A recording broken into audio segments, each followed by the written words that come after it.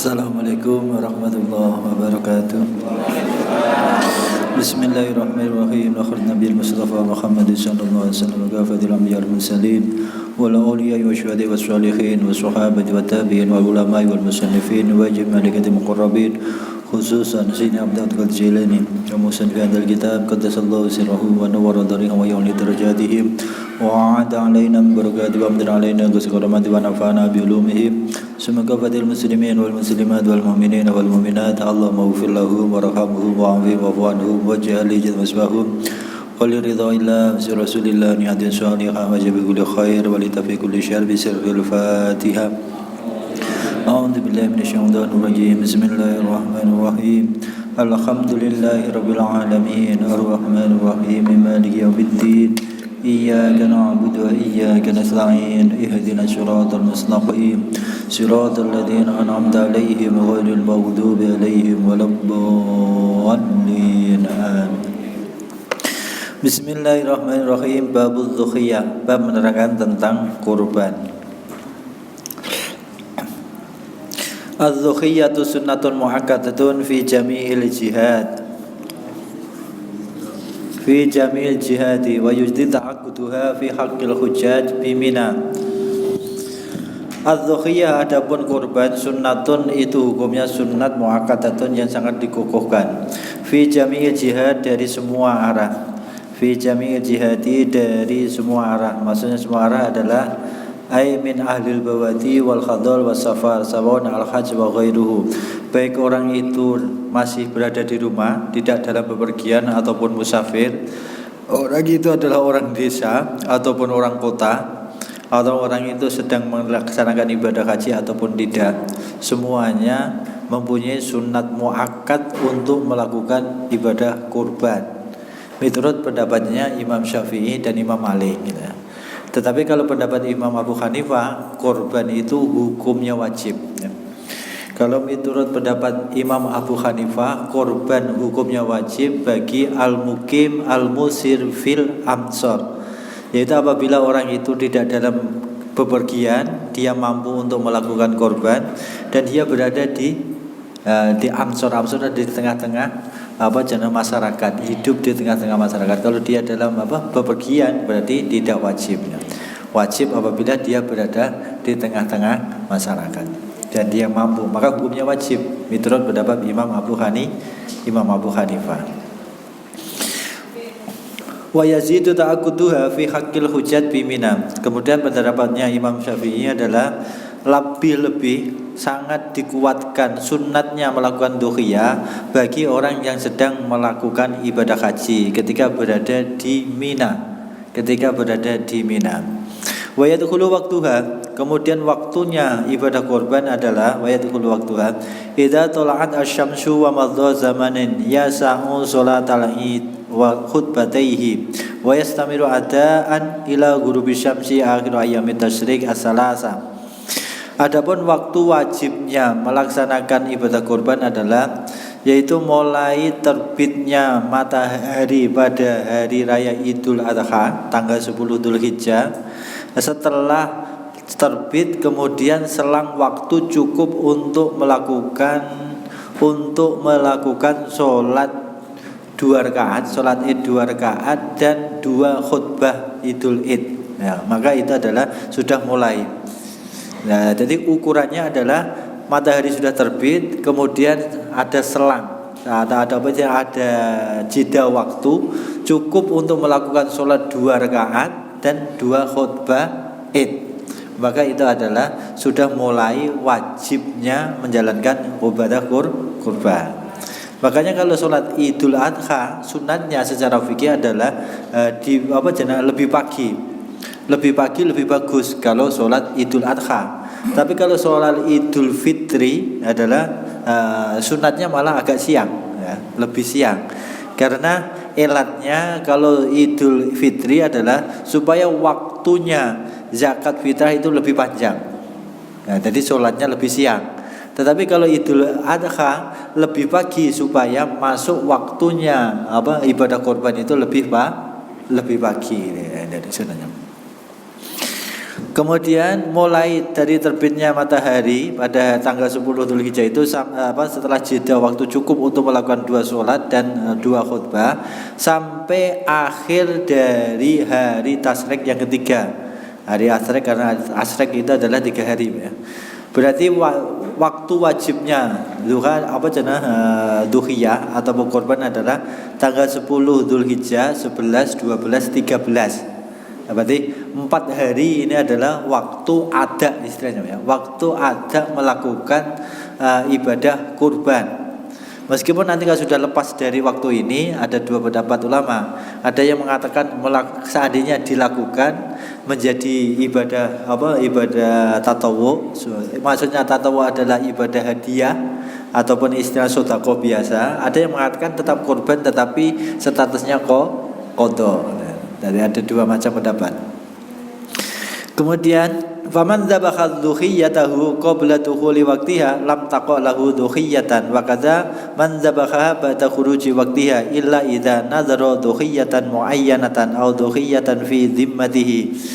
Kemudian apabila ada orang menyembelih hewan kurbannya sebelum waktu masuk wajibnya kurban, ataupun dia menyembelihnya adalah setelah waktu habis wajibnya kurban, maka yang disembelih tadi tidak menjadi kurban tetapi menjadi hadiah sedekah biasa, terkecuali apabila kurbannya adalah kurban wajib, kurban yang dinadari, sudah nadar kemudian kalau lewat waktunya tetap wajib dilaksanakan dan tetap menjadi kurban, maksudnya sudah menggugurkan kewajiban nadarnya ya.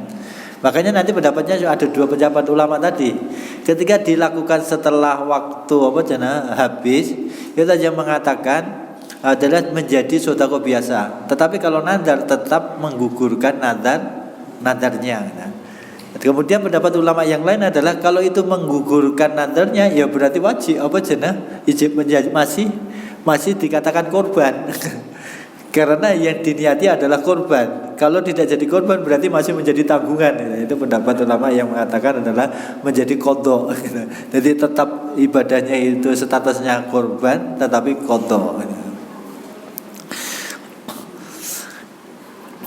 Idza nadhara dhuhiyatan muayyanatan aw dhuhiyatan fi dhimmati summa ayyana al-mandhur wa akhraja adz-dzabhu hatta kharaja al-waqtu fa innahu yalzamuhu ba'dahu wa yakunu qadhaan. Ini adalah kalau memang sudah keluar dari waktu kemudian sudah nadar dan nadarnya sudah tertentu hewannya itu pada waktu itu, maka tetap dilaksanakan meskipun sudah keluar waktu dan menjadi qadha. Wa yahrumu takhiru dzabhil wajibati an waqtiha bila udrin. Akan tetapi semestinya hukum bakunya haram mengakhirkan menyembelih yang wajib tadi dari waktu yang telah ditentukan. Waktu yang ditentukan berarti kalau nadarnya kurban berarti adalah tanggal 10, 11, 12, 13 lebih daripada waktu itu. Kalau sengaja diakhirkan berarti hukumnya haram. Hukumnya haram. Sama dengan sholat istilahnya, karena setiap ibadah yang sudah mempunyai waktu tertentu kemudian kok sengaja dikeluarkan dari waktu tertentu menjadi hukumnya haram, statusnya menjadi qadha.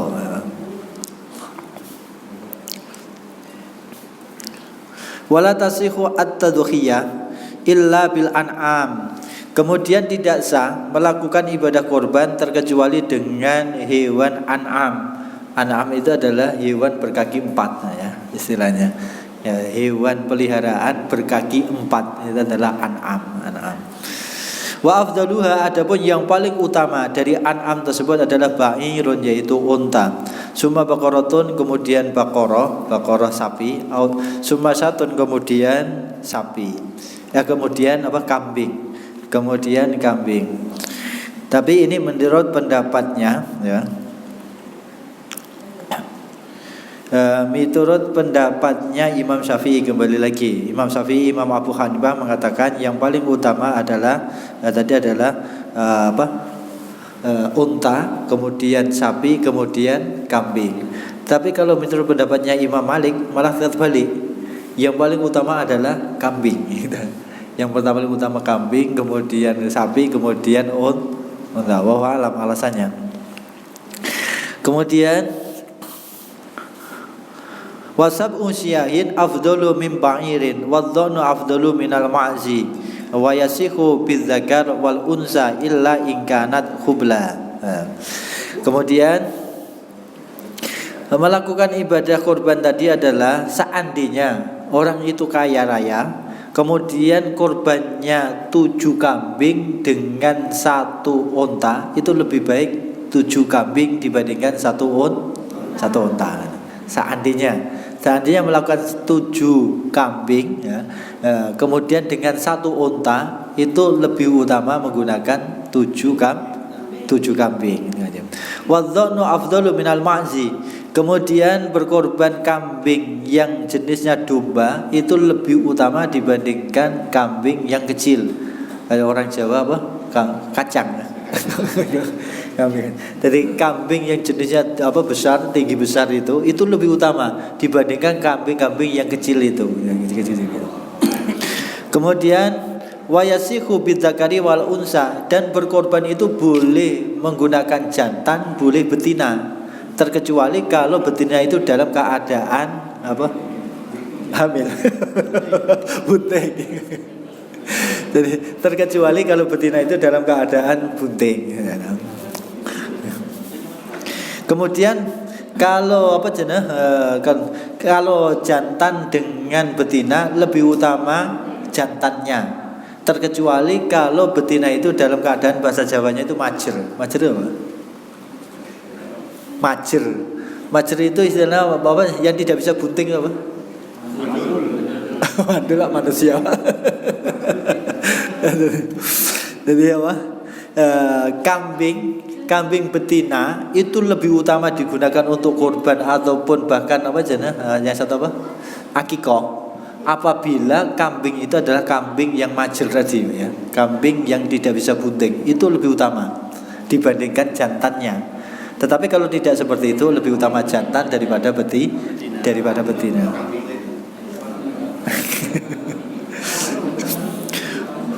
Fal unsa al-lam tadid afdalu minhu wal mujiu minal ibil ma tamma lahu khamsun sinin. Kemudian apabila orang itu apabila korbannya menggunakan unta, maka wal mujiu ma tamma lahu khamsun sinin, yang sudah sah ataupun yang sudah mencukupi bisa dijadikan hewan korban apabila menggunakan unta, apabila unta itu sudah umur 5 tahun. Sudah umur 5 tahun, jalan 6 tahun ya, itu baru sah digunakan untuk kurban. Wa dakhala fi sadilah wa minal baqari wal ma'zi ma tamma lahu sintani. Kemudian apabila korbannya menggunakan sapi ataupun kambing yang kecil atau kambing yang jenisnya kecil, maka harus sudah umur 2 tahun. Wa dakhala fi salisah, dan kemudian sudah 2 tahun masuk tahun yang ketiga. Wa minadh-dhani ma tamma lahu sanatun. Kemudian apabila yang digunakan korban itu adalah kambing domba yang besar tadi adalah ma tamma lahu sanatun, apabila sudah umur 1 tahun. Jadi kambing itu ada 2 tadi. Kalau kambingnya jenisnya kecil harus sudah umur 2 tahun. Tetapi kalau kambing yang jenisnya besar adalah 1 tahun sudah boleh digunakan. Au asqata sanayahu ba'da sitati asyurin, ataupun bahkan baru 6 bulan sudah boleh asalkan sudah poel. Jadi adalah kambing yang jenisnya besar, yang jenisnya besar tadi adalah meskipun belum 1 tahun, asalkan sudah 6 bulan ke atas, apabila 2 gigi sanayanya itu sudah istilahnya sudah poel, maka itu sudah boleh ya. Wala yuzhi'u ma fihi jarabun walau yasiron wala ma fihi hazalun wala arajun wala aurun aw maradun bayyinun wala ma infasala minhu juz'un ma'kulun walau yasiran illal hasa. Kemudian hewan tersebut tidak sah atau tidak mencukupi digunakan untuk kurban apabila ada penyakit yang jelas. Ada penyakit yang sangat jelas penyakitnya. Jarobun ini kalau bahasanya apa? Ini adalah penyakit kulit ya, atau bahasa Jawa itu gudiken. Penyakit kulit yang sudah sangat sangat parah, itu adalah jarob. Itu adalah tidak sah digunakan untuk kurban. Walau yasir, wala ma fihi hazalun, ataupun hewan yang sangat kuru, yang sangat kuru apa ya? Kuru ya. Kurus, yang sangat kurus. Itu juga tidak sah, jangan sah. Wala au arajun, ataupun pincang, itu juga tidak sah. Bahkan yang kelihatannya bagus tetapi juga tidak boleh aurun, ataupun PC. PC kan sebenarnya tidak sampai pengaruh dengan dagingnya ya. Tetapi kalau itu penyakitnya itu juga tidak boleh ya.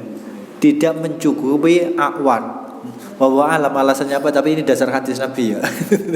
Jadi dasar hadis Nabi adalah hewan yang PC ataupun yang istilahnya matanya hilang satu, tidak bisa melihat yang satu, itu tidak sah digunakan untuk kurban.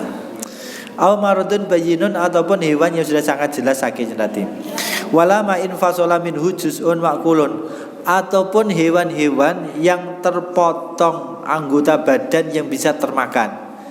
Anggota badan yang bisa termakan kok terpotong, itu juga tidak sah. Misalkan kakinya dipotong salah satunya misalkan, itu berarti tidak sah karena kaki itu masih bisa dimanfaatkan dimakan. Ataupun misalkan telinganya, ataupun terus buntut atau pokoknya hasilnya sesuatu yang masih bisa dimakan. Mayu kaluminda, sesuatu itu yang terpotong itu adalah bisa dimakan, itu tidak sah. Walau yasana illal khaso, terkecuali khaso itu apa jenah? Telur kemaluan. Dan telur kemaluan itu normalnya kan 2. Seandainya tidak ada 1 ataupun tidak ada 2, tetap masih sah. Padahal ini ya ciri semestinya adalah aib, tetapi masih sah. Wa yahrumu al-aklu minadz-dzuhiyah al-wajibah. Kemudian apabila orang itu korbannya adalah korban wajib, yaitu nadar tadi, maka orang itu haram makan dari hewan korbannya sendiri. Makanya ini adalah panitia perlu jeli. Orang yang ikut korban itu nadar atau tidak. Kalau nadar nanti jangan dikasih dari hewannya sendiri. Karena dia hukumnya haram makan dari hewan korbannya sendiri apabila korbannya korban wajib. Wajibu atasadduqu biha kulluha, apabila korbannya itu korban wajib maka wajib disedekahkan semuanya. Wasunnatu ayyakula minadz-dzuhiyah al-masnunah. Kemudian apabila korbannya itu masih statusnya sunat, bukan wajib, maka malah sunatnya orang itu makan sedikit dari hewan korbannya sendiri. Jadi dari hewan korbannya sendiri orang itu makan untuk tabarukan apabila masih statusnya sunat, tidak wajib. Wal afdal al-aklu min kabidiyah, dan yang paling utama orang yang korban tadi makan dari hewannya itu adalah dari ambil kabidiyah. Kabidiyah itu apa? Hatinya, hati atau limpo ya. Wa yajibu atasadduqu bi juz'in min lahmiha ni'an. Wa yajibu atasadduqu min lahmiha ni'an ya. Jadi tidak harus semua. Kemudian wajib ketika dukhiyah harus ada bagian dari daging yang disodakohkan dalam keadaan mentah, belum dimasak. Tidak harus semua budak, tapi sebagian. Jadi wajib dari hewan korban tersebut harus ada. Kalau semua ya boleh juga. Harus minimal ada yang disodakohkan dalam keadaan mentah, nian. Wal afdal atasadduqu biha kulluha, akan tetapi yang lebih utama ya semuanya. Atasadduqu biha kulluha, disedekahkan semua. Illa luqman, terkecuali hanya sedikit dia yatabarrak bi akliha, hanya mengambil berkah untuk makan sedikit. Fa illam ya'al tasadduqu bi sulusiha wa ahda sulusuha wa akala sulusuha. Nah, ini yang batas minimal yang harus diperhatikan orang yang korban. Fa illam yaf'al, apabila dia tidak mensodakohkan semuanya ataupun hanya mengambil sedikit, maka batas minimalnya adalah tasaddaqa bisulusiha wa ahda sulusaha wa akala sulusaha. Dia hanya boleh mengambil sepertiga maksimal. Orang yang korban sendiri maksudnya adalah maksimal hanya boleh meninggalkan sepertiganya. Sepertiganya lagi wajib disodakohkan. Kalau sodakoh berarti ketentuannya harus sampai kepada fakir miskin. Kemudian sepertiganya boleh dihadiahkan. Nah, kalau yang hadiah ini boleh kepada siapapun, namanya hadiah.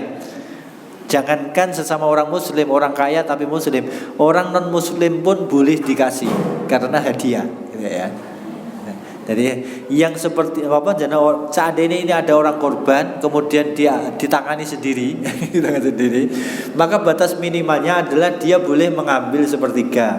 Sepertiganya minimal harus diterima oleh fakir miskin, dan sepertiganya lagi boleh dihadiahkan, dibagi kepada siapapun boleh. Itu kalau memang seandainya ditangani sendiri.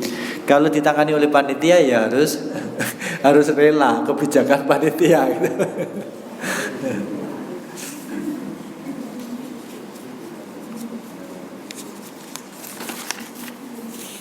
Wasunnatu ayyadbaha ar-rajulu binafsihi. Kemudian sebaiknya semestinya adalah orang yang berkorban apabila dia bisa menyembelih sendiri sebaiknya dilakukan sendiri, ya. Jadi tidak harus ustadz, tidak harus kiai. Pokoknya kalau orang itu mampu untuk menyembelih sendiri, lebih utama dia sendiri yang menyembelih hewan korbannya. Kemudian wa ayyaqdura azabhu man lam yudabbih bi nafsihi. Kemudian apabila orang itu tidak mampu untuk menyembelih sendiri, maka sunnatnya adalah dia datang menyaksikan proses penyembelihan tersebut. Wa yusamma yukabirullah ta'ala inda dzabhi wa yusalli wa yusallimu ala nabi sallallahu alaihi wasallam. Kemudian adalah ketentuan ketika waktu menyembelih korban adalah wa yusammi. Hendaknya adalah harus membaca basmalah. Ini tidak hanya kurban saja, pokoknya menyembelih ya harus membaca basmalah. Wa yukabbirullah ta'ala, kemudian bertakbir. Nah, ini yang sunnah khususiyah duhiyah. Jadi sunnatnya membaca takbir ketika menyembelih hewan kurban. Wa yusallimu wa yusalli wa yusallim ala nabi, kemudian membaca sholawat salam kepada Nabi. Itu diantara ketentuan kaitannya dengan masalah ibadah korban itu sendiri. Kemudian kaitannya dengan masalah yang lain adalah ketika menurut pendapat ada annal asla la yuzi'u wahidun illa li wahidin. Kalau korban asal mulanya ya. Nah, tadi kan asal mula dari korban itu kalau zaman Nabi korban itu adalah selalu menggunakan unta, kalau tidak unta sapi. Tidak pernah menggunakan kambing kalau Nabi ya. Kemudian Nabi korbannya adalah an nafsihi wa an azwajihi. Biasanya dalam hadisnya demikian. Jadi seandainya Nabi korban pakai satu unta, ya satu unta atas nama dirinya dan istri-istrinya. Itu bahasanya demikian dalam hadis Nabi ya. Makanya adalah kemudian kalau hukum baku asal korban ijma'nya para ulama adalah la yujzi'u wahidun illa wahidan. Asal mulanya demikian. Satu hewan korban itu ya semestinya adalah untuk satu orang yang berkorban. Kalau kaidahnya asal mulanya ini Pak ya. Ini asal mula hukum bakunya. Nanti ini sebagai pengertian. Kalau orang itu urunan berarti tidak dikatakan orang itu adalah orang yang berkorban karena dia melibatkan orang lain gitu ya. Jadi suatu contoh misalkan adalah sapi orang 7. Ini kalau hukum bakunya sebenarnya itu bukan orang korban tapi orang patungan. Jadi ketika itu adalah syirkun la yang toliku mudhihan karena lahu syirkun itu. Ini kalau hukum baku asal mulanya demikian. Tetapi secara hukum fikih adalah itu boleh, tetapi karena semestinya itulah menunjukkan lemahnya umat Islam.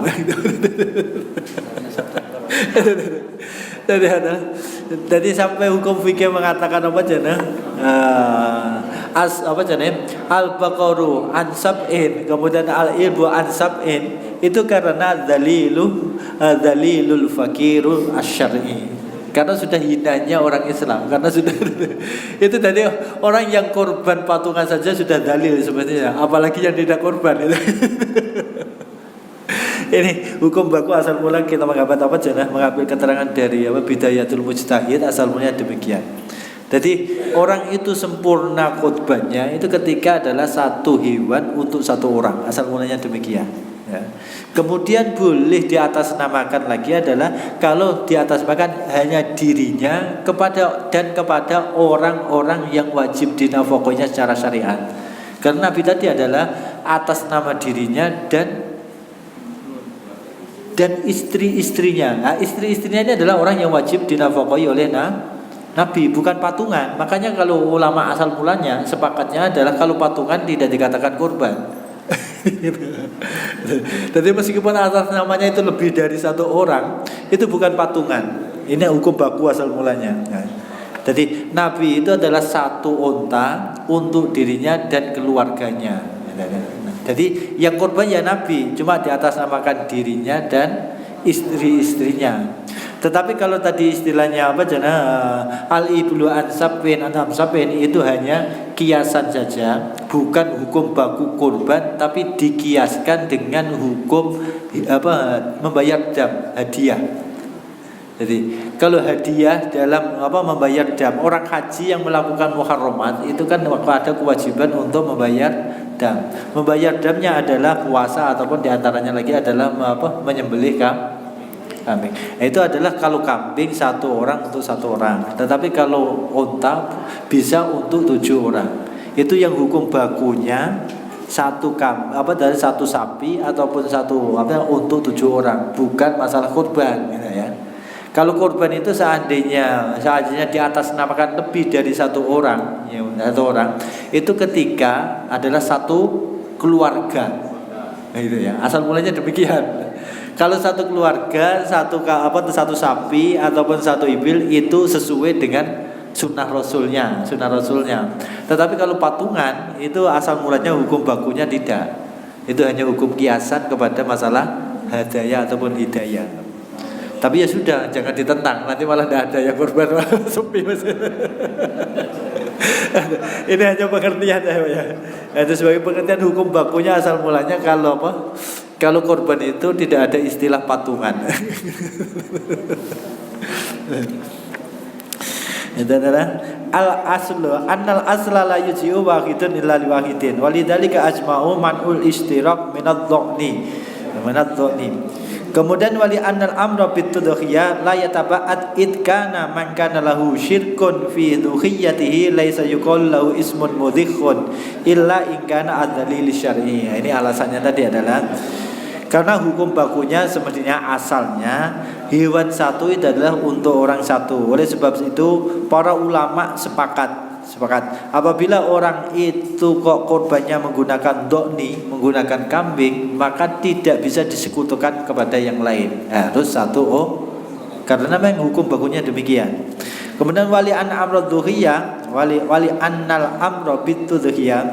Kemudian asal bakunya juga adalah perintah untuk berkorban itu adalah supaya orang itu dikatakan orang itu berkorban. Nah, ketika orang itu kok bersekutu dengan orang lain, berarti tidak pantas untuk dikatakan orang itu yang berkorban. Karena bersekutu. Ini alasannya. La yataba'at idkana man kan lahu syirkun fi dhuhiyati laisa yuqal lahu ismun mudhikhun illa in kana adzalilu syar'i. Terkecuali orang itu sudah hina dalam pandangan hukum syariatnya. Wa yaqulu Syafi'i wa Abu Hanifah kiasan ala hadaya. Adapun pendapatnya Imam Syafi'i, Imam Abu Hanifah tadi adalah satu sapi mencukupi 7 orang, satu unta mencukupi 7 orang, itu hanyalah hukum kiasi. Jadi kias. Makanya kita ahli sunnah wal jamaah itu adalah dasar hukumnya adalah Al-Quran, hadis, ijma, kias. Kalau dia mengingkari kias, kalau korbannya harus satu, tidak boleh rombongan. Jadi ini umat Islam yang mengingkari hukum kiasi, ya semestinya dia tidak boleh berkorban secara patungan. Kalau korban harus satu orang pakai satu harus kawin. Karena ini yang mempunyai pendapat ini adalah pendapat Imam Syafi'i dan Imam Malik. Sedangkan beliau pun bukan menggunakan hukum baku tetapi kiasan. Udhiyah dikiaskan dengan hadiah gitu, dengan hadiah. Kemudian wajma'u la yajuyu asyirku fin nusuk aktsara min sab'in.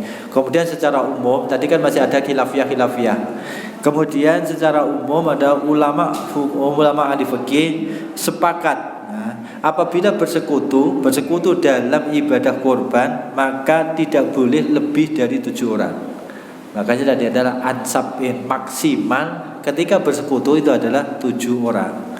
Jadi 7 orang itu tidak harus 7 orang maksudnya Pak ya. Jadi maksimalnya 7 orang, nah itu satu. Jadi kalau orang itu hanya 2 orang, 3 orang ataupun 5 orang, kurang dari 7 orang satu sapi, ya itu lebih bagus. Lebih bagus lagi ya tadi adalah 1 orang satu hewan. Nah untuk pengantarnya mungkin itu yang kita bahas semoga.